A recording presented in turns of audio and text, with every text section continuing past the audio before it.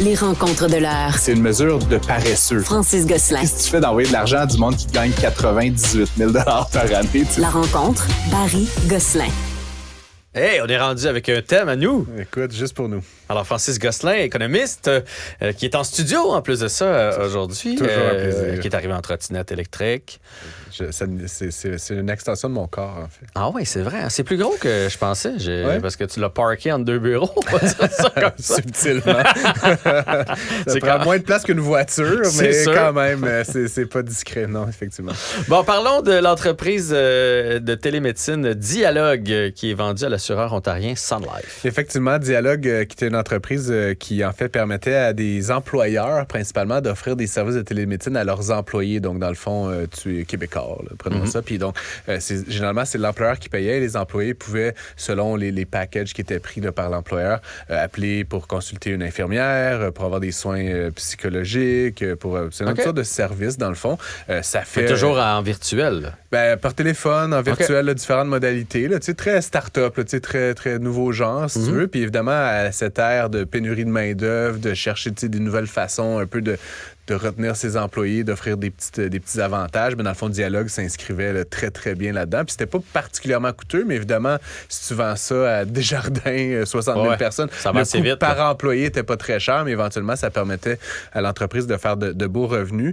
Puis c'est assez, on parle en entrepreneuriat de revenus récurrents. Là, fait que généralement, quand un employeur décide d'offrir une solution comme ça à ses employés, ben, c'est genre à perpétuité. C'est ta vie, tu l'enlèves Fait que pas dans à un le fond, moment donné. Même là. si ça coûte juste 3-4 $ par employé par mois, ben, comme je dis, si tu as 1000 employés, 10 000 employés, 50 000 employés, ben, c'est à perpétuité. Donc, ce qu'on apprend aujourd'hui, c'est que la Sun Life, dans le fond, qui est un assureur, a décidé de mettre la main sur la totalité de l'entreprise. La Sun Life était déjà actionnaire, dans le fond, fait que je pense qu'ils connaissaient déjà un petit peu l'intérieur de la bête, mais je pense qu'ils voyaient le potentiel de cette solution-là là, à long terme, et donc ils ont décidé d'internaliser complètement. On parle d'une transaction quand même de presque 400 millions de $. OK. C'était gros, là. Grosse affaire. J'ai quelques amis qui travaillent là. J'ai essayé de leur écrire aujourd'hui. Ils ne me répondent pas. Je pense qu'ils sont soudainement rendus trop riches pour me répondre, peut-être. Il aurait fallu que tu embarques au départ. Ouais, non, c'est ça. Mais blague à part, l'entreprise avait été très, très tôt dans son histoire financée par Diagram, qui est dans le fond un des fonds d'investissement de la famille Desmarais de Sagard là, et tout ça. Fait que eux aussi, j'imagine, comme ils sont rentrés, là, comme on dit souvent, à l'échelle, à l'étage du bas, hein, comme on dit, ils ont dû faire un très, très bon rendement. Puis sinon, il y avait eu des participations aussi d'Investissement Québec et du ministère de l'Économie. Donc, j'ai pas les détails, là, mais ça peut éventuellement avoir des bons rendements aussi pour les investisseurs publics là, qui étaient présents dans cette entreprise-là. Ce qui est dommage, là, si je peux terminer, c'était une belle entreprise québécoise mais ils s'en vont en Ontario. Donc, c'est pas trop loin. Et puis, bon, ça reste dans le pays. Disons ça comme ça. Ouais. Puis les employés, comme je devine, la manière que c'était structuré, risquent quand même, certains employés clés risquent de rester quand même à l'emploi de l'entreprise pour plusieurs mois ou plusieurs années ici à Montréal. Donc, c'est pas plus mal, évidemment. C'est des choses qui arrivent. C'est des choses qui arrivent et qui arrivent de plus en plus souvent, malheureusement.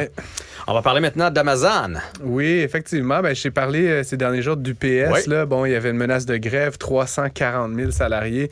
Là, ça s'est placé. Il y a eu une entente de principe. On attend que les syndicats, les employés votent là-dessus.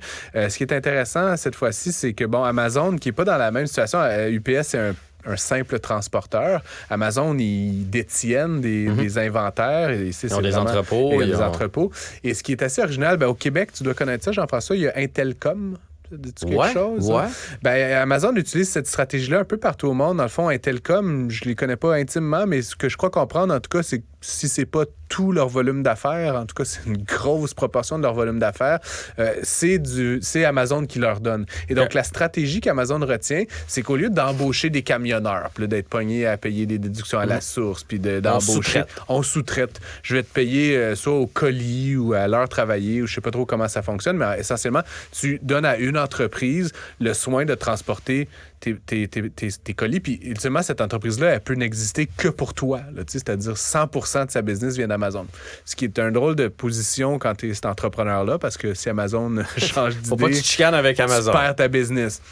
Et donc, ce qui est arrivé, ce qui était très intéressant, c'est que l'entreprise là, en Californie qui avait obtenu ce mandat-là s'appelait BTS, Battle Tested Strategy. C'est un drôle de nom, là, mais bref, ça pour dire, passons, là, mais BTS... Il était peut-être dans un autre domaine avant, en tout cas. Je faisais de l'armement militaire ukrainien.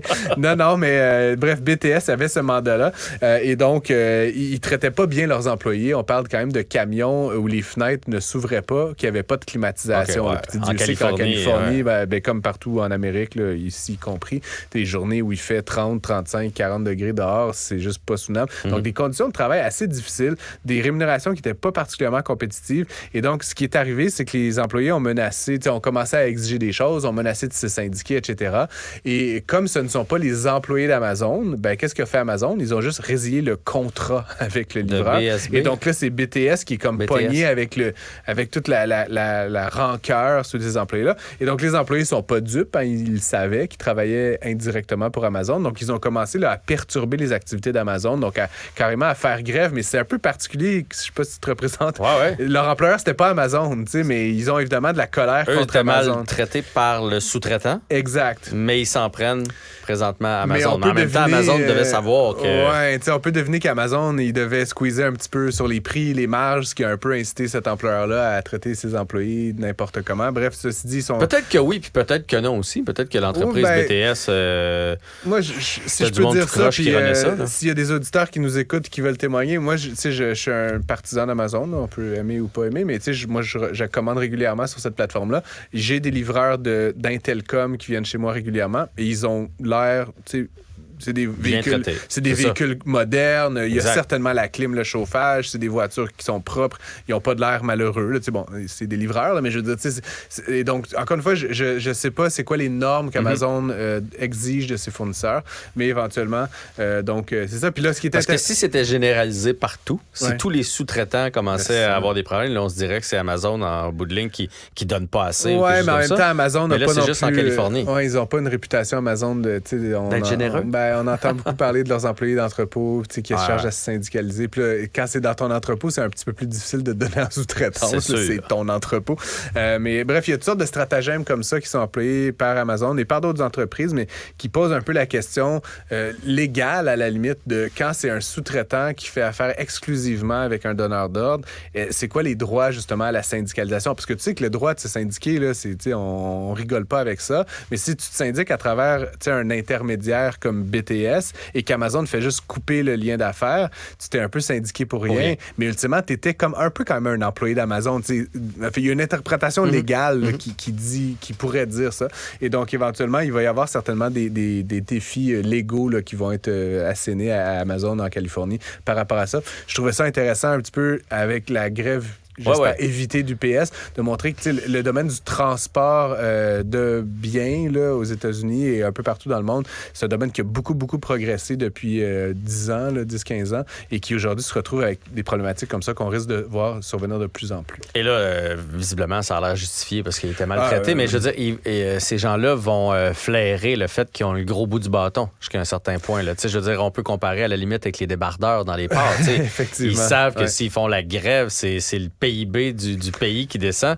Mais les livreurs vont très bien comprendre à un moment donné que s'ils arrêtent de distribuer les paquets, que ça va faire mal un peu partout. C'est un peu la particularité de cette économie très intégrée, on envoie des biens, des boîtes un peu partout dans le monde. C'est qu'ultimement, tu as plein de points critiques de... le port, là, si le port arrête, tout arrête. Mais là, après, si les camionneurs arrêtent, tout s'arrête. Après ça, si le livreur... Il y a comme plein de points critiques d'échecs là, qui peuvent vraiment mettre le système en péril. Et donc, ultimement, je vais faire un petit peu mon poète, là, mais ça milite peut-être en faveur du retour au local. Parce qu'évidemment, si tu achètes le pain de ton boulanger au coin de la rue, il y a moins de chances qu'il y ait une grève de UPS qui vienne te perturber. Même chose avec l'alimentation, même chose avec... Mais bon, commander des iPhones faits au coin de la rue... Oui, c'est ça. Le pain, je le fais pas venir sur Amazon, mais... Mais il y a bien des éléments qui... Hola! Ça, attends, je vais aller activer ton volume. Et voilà. Ah, je t'entends maintenant.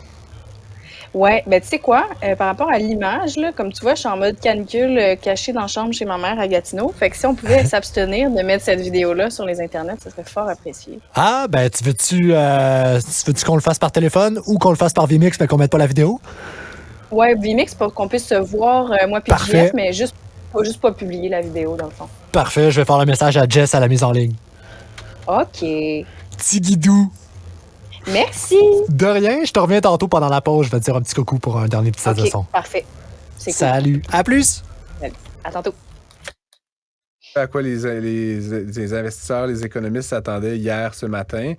Je trouve quand même que cette attitude des banquiers centraux est un peu surprenante, tu sais, comme à vol d'oiseau. Tu sais, bon, l'économie américaine continue de performer très bien. Il y a encore de la création d'emplois. C'est ce qu'invoque le Jerome Powell, le président de la Fed, le gouverneur de la Fed pour cette décision-là.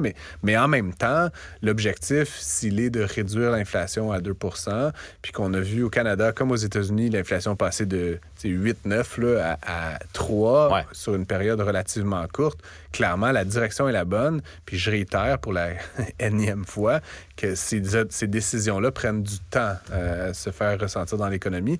Et là, c'est comme si on donnait jamais le temps à l'économie d'absorber les hausses, qu'on en assène une autre, puis une autre, puis une autre. Puis là, aujourd'hui, à écouter les différents rapports aux États-Unis, clairement, tout le monde est d'avis que c'est pas exclu, puis même entre les lignes, c'est probable qu'il y ait encore une autre hausse qui se fasse à la prochaine rencontre. Oui, et qui est en nous. T'sais. Donc là, pour moi, c'est comme à un moment donné, puis ce qui est toujours un peu particulier, je pense que ça touche, je racontais ça, les banquiers centraux, ils conduisent dans les miroirs. Là, mais il y a comme une attitude un peu désinvolte à la limite de ces banquiers-là qui n'ont pas vraiment... ils prennent des décisions, là, j'imagine, éclairées, mais en même temps qu'ils n'ont pas de conséquences. Si l'économie a crash, le banquier central, il est là, il a son mandat de 5 ans, puis il n'est pas tributaire de ses affaires. Il est probablement pas tributaire du taux d'intérêt. Il doit avoir sa maison, son char. Mais même par-dessus ça, parce que là, je veux pas ramener aux circonstances personnelles de Jerome Powell ou de Tiff Macklem, mais c'est même, au moins, les gouvernements élus, ils sont responsables envers la population, puis s'ils font des conneries... tu ne seras pas réélu ou tu vas payer pour éventuellement. Puis ils vont se faire challenger, mais il y a comme... Puis c'est que le paradoxe, puis je pense qu'on en parlait la semaine dernière, là, parce que M. Poilievre, par exemple, disait qu'il faudrait licencier le gouverneur. Là, ce qui n'est pas une alternative non plus. Mais je trouve juste que peut-être dans la manière qu'on formule le mandat de ces individus-là, puis de la manière qu'ils prennent des décisions, la période qu'on vit actuellement, je pense qu'elle va appeler à un genre de grand débriefing là, dans les prochaines années, parce que j'ai le sentiment qu'on assène de manière violente beaucoup de douleurs aux ménages canadiens, américains, puis qu'on va un peu comme volontairement trop loin. Puis tu sais, moi, ça fait un petit bout de temps que je trouve qu'on a comme passé le Rubicon là, de comme des hausses de taux d'intérêt. Comme à un moment donné, take a break.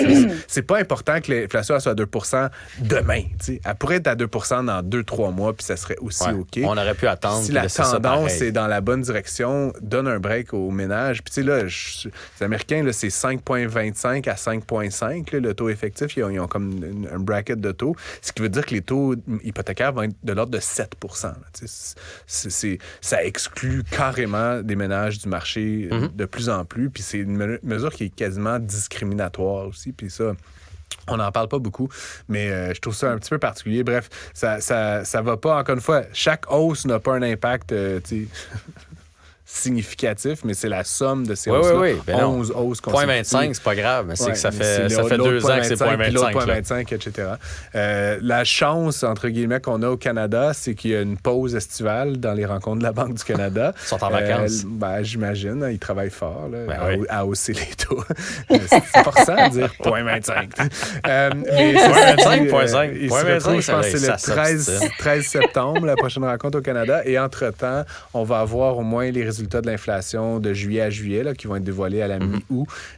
Si c'est bon, on peut peut-être espérer qu'au Canada, on atteigne une forme de plateau, là, de plafond des taux, puis que les ménages puissent au moins s'adapter à cette nouvelle réalité-là de l'intérêt au Canada. Excellent. Merci beaucoup, Francis. Je t'en prie. À bientôt. À bientôt.